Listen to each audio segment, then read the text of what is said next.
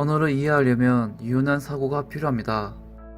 한글뿐만 아니라 모든 외국어에도 동일하게 적용됩니다. 흔히 외국어 학습에 어려움을 느끼는 이유 중 하나가 언어를 수학처럼 논리적으로만 공부하려고 하기 때문입니다.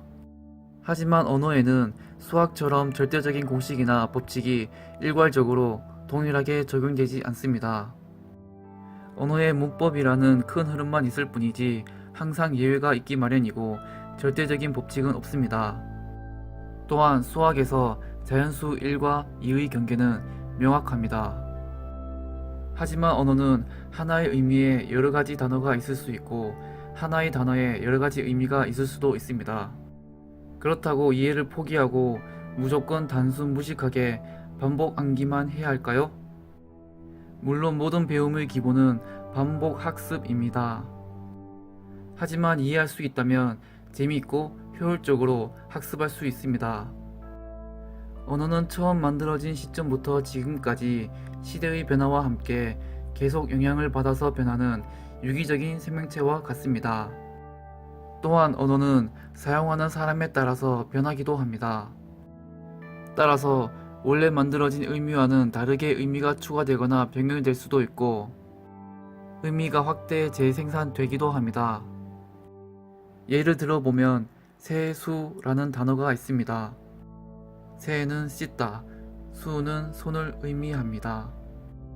풀어서 이해하면 손을 씻다가 되지만 현재 얼굴을 씻다는 의미로 자주 사용되고 있습니다.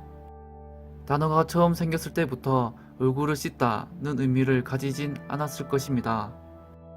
얼굴을 씻을 때 필연적으로 손도 같이 씻게 되므로 시대의 흐름 속에서 의미가 확장되었을 것이라 추측할 수 있습니다.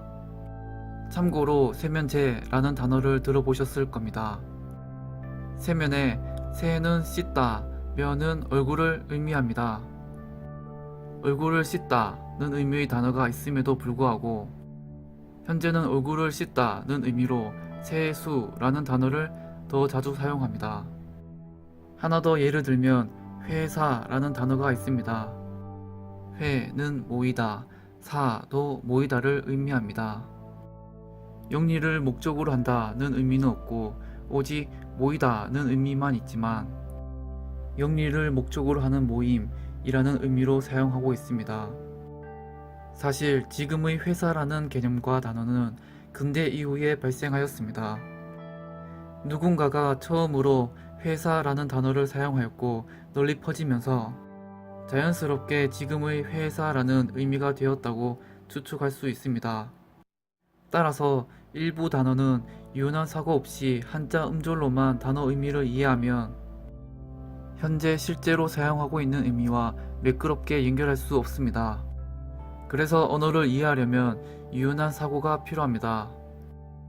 한글 어휘를 통해 유연한 사고로 언어를 이해하면서 재미있고 효율적으로 학습하셨으면 합니다.